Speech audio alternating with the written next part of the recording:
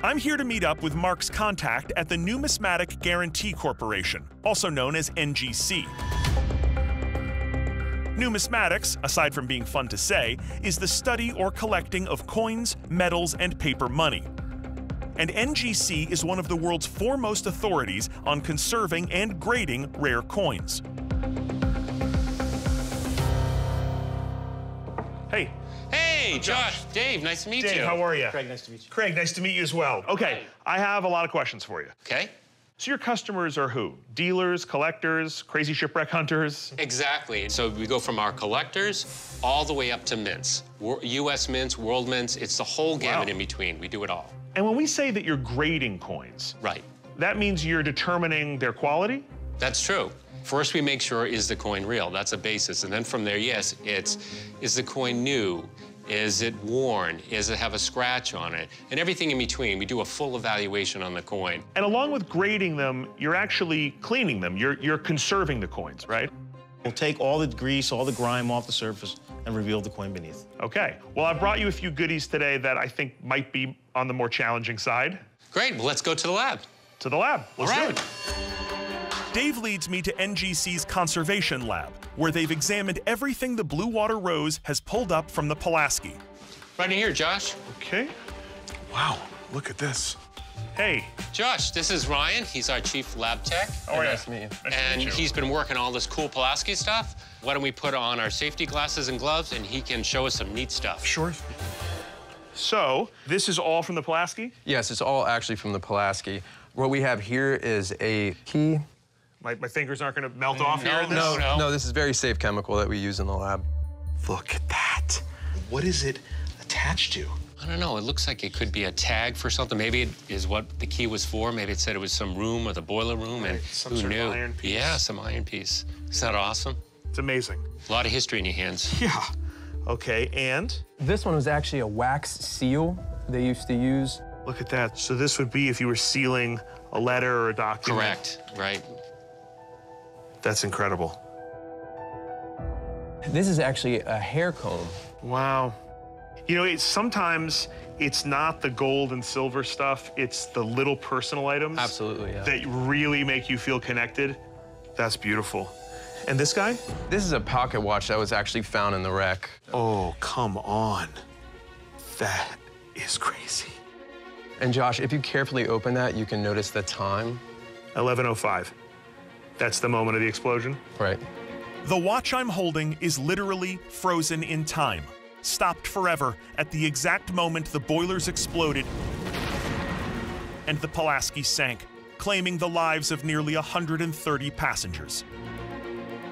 It actually sort of gives you chills. I mean, it's eerie. That's amazing. Artifacts like this tell a story, serving as a powerful reminder of the triumphs and the sins of the antebellum era, a history that generated tremendous wealth for a select few, a portion of which I've carried here for conservation and analysis. Oh, this is really fantastic. You see this? Did I see it? Are you kidding? I almost drowned. I was so excited. Wow. Look at that, Ryan, huh? Yeah. That's fantastic. So, there's a gold coin, maybe another one in here. So what happens now, Ryan? How do we get from this to shiny coins? All right. It's a multi-step process, but the first process is to put it in these solutions. Okay. Ryan places the coins into a chemical bath. Over the course of days or even weeks, the solutions will gently eat away at the encrustation, revealing the coins beneath. All right, so obviously we're not going to stand here for 4 or 5 days and watch this bubble, but do you have a sense of what these coins are? I do. I think I know what they are based on their size and shape and what's come off the Pulaski in the past. Dave leads me into the grading room, where specialists evaluate currency ranging from ancient Rome to modern day. Let's talk about our coins, the ones from the Pulaski. Okay. What do you think they are? I think actually they were probably these two coins we see right here. And so these are Mexican 8 real coins. Which is like our silver dollar of the time, correct? And this one is actually from the Pulaski itself? It certainly is. And so today, what would the value be of something like this? This is probably like $1,000 for that coin. Wow. So if there are 5 or 6 silver coins attached to that spike, right, just that one piece could be worth 5 or 6 grand. Yeah, but don't forget, you also had the gold coin in there also. Right. So what's that gold coin? Well, let's take a look. Next, Dave shows me a set of half-eagle gold coins, the same type he expects to find in the conglomerate from the wreck. We've got Liberty on there, 1836, the eagle on the back. Right.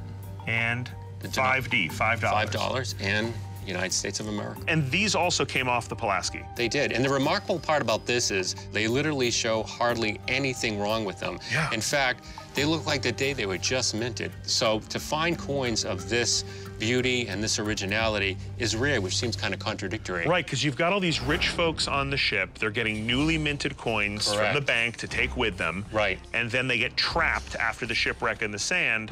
Nobody ever touches them. They're like brand new. Right. Of the original 550,000 or so half-eagles the U.S. Treasury minted in 1836, only a few thousand survive. The Pulaski coins, which have been stashed in the Bank of the Atlantic for more than 180 years, are some of the best preserved examples on Earth. Could I spend this today, by the way? You absolutely can. That's legal tender It's still. legal tender still. And I it's could walk into denominated. a store and that would be worth $5. Correct. Not that you'd want to do that. Right. But walk into my store, okay? Right. What's the finest of these 4 coins? It's the last coin here. May I? Oh, yeah? I mean, it looks brand new. Right. So this coin would be worth how much? 5 grand, 6 grand?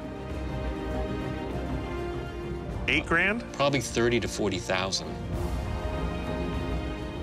This coin is worth $30,000 to $40,000. That's in your hand. Correct. Okay. I'm gonna put that right back there. Okay. There you go. That's insane.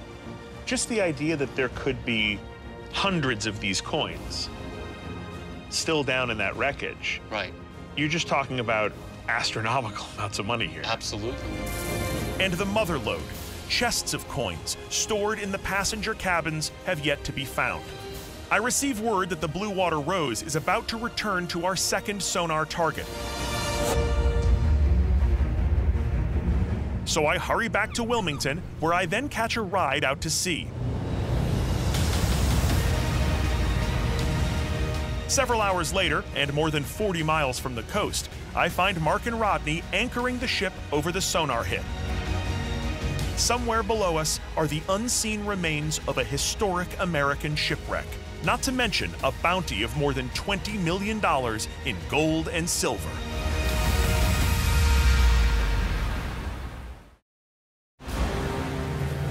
Well, they're still out here. That's a good sign. How's it going, guys? I'm happy you're here. So are we.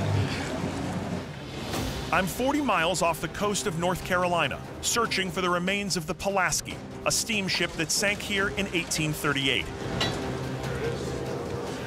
Great to see you. Good to see you again. How you doing, Rodney? How you doing, man? How's it going out here? Good. It's going great. Turn your pockets out. What do you got in there? I dumped it before you got here. Of course you do. Remember that really nice sonar hit we had? Hell yeah. That's where we are. You haven't been down there yet? No. Whatever that is big. Yeah. When the Pulaski's boilers blew, the ship broke apart and scattered, creating a 3-mile debris field. There she goes. In the water. Using side-scan sonar, we were able to pinpoint 2 promising sites. Oh, look at this. More coming And in. it keeps going! Look at this! This second target is large enough to be a significant portion of the wreck, which has never been found. All right, cool. Let's do it. Let's get wet, guys. Come on. right. While we suit up, Captain Rodney drops anchor. Rough seas are in the forecast, and he wants to make sure we don't drift too far off our target. Once we're geared up, we hit the water.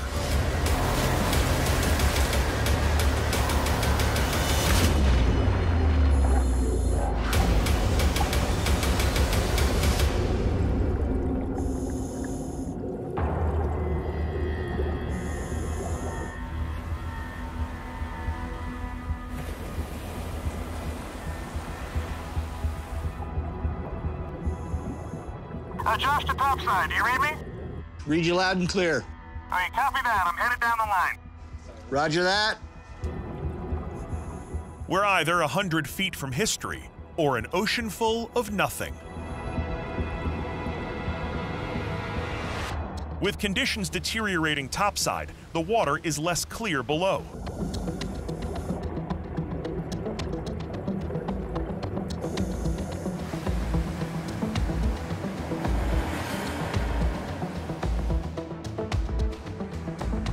We continue the descent, straining to see the bottom and hoping for any sign of wreckage.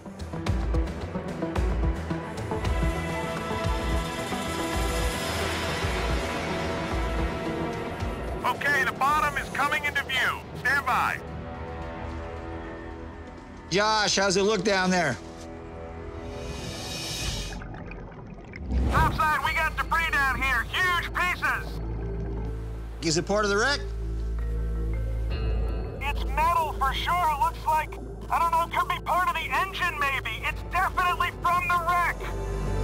As I close in on our target, it becomes clear that the object is man-made and that it's absolutely enormous. It's part of the ship. It is a massive part of the ship.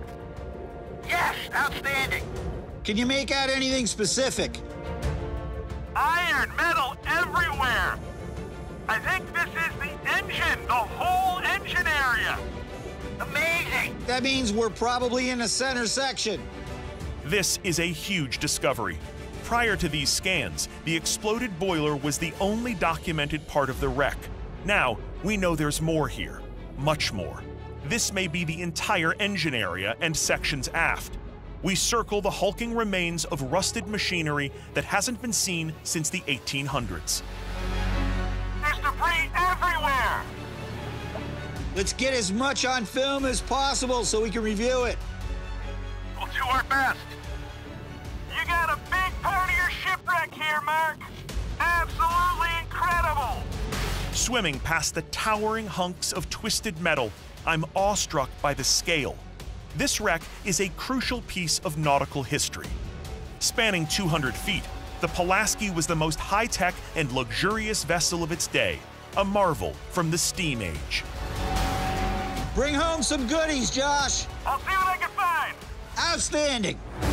With limited bottom time and a storm brewing topside, we drop to the sand and begin to metal detect. It's hot. A lot of iron around here. Immediately, we start to get hits. Not sure what we're getting. And the Pulaski's treasures can't hide for long. Wait, stop, stop, stop! What is that? That's gold! That's a coin! Woohoo! Yes! Yes! Yes! We got a coin! Josh, the topside, do you read me? Topside here. Mark, I got a present down here for you. Is it nice and shiny? It sure is, man. We found a gold coin. Yes, yes. Unbelievable! The gold coin is a U.S. piece from 1836. Face value, $5. Value today, depending on the condition, tens of thousands of dollars. We scour the area, searching for more.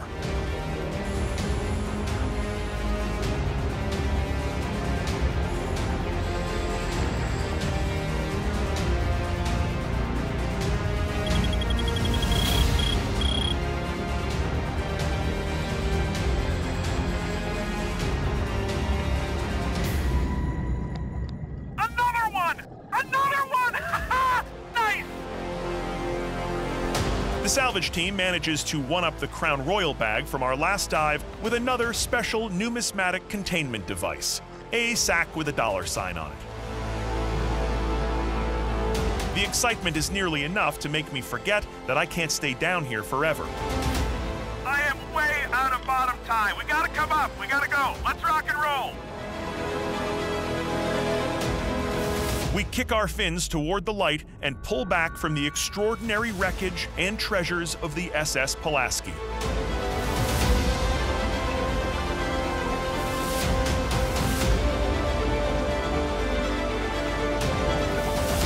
Our discovery of the Pulaski's keel section and the paddle wheel area is historic and will help reveal more lost details about her sinking. Topside, our coins are cataloged and added to the hull. These 2 gold coins, plus the materials I brought to the lab at NGC, tally nearly $100,000. In the days that follow, 33 more gold coins are discovered, and nearly 100 silver coins. To date, the team has uncovered more than 700 coins, as well as haunting historic artifacts from the night of the explosion. As I journey home, I make one last stop, a quiet churchyard on South Carolina's Edisto Island. Here, a weathered obelisk stands in memory of parishioners who died aboard the Pulaski. Among them, a 15-year-old girl and an 11-year-old boy. It is the only real memorial to a nearly forgotten disaster that took the lives of so many.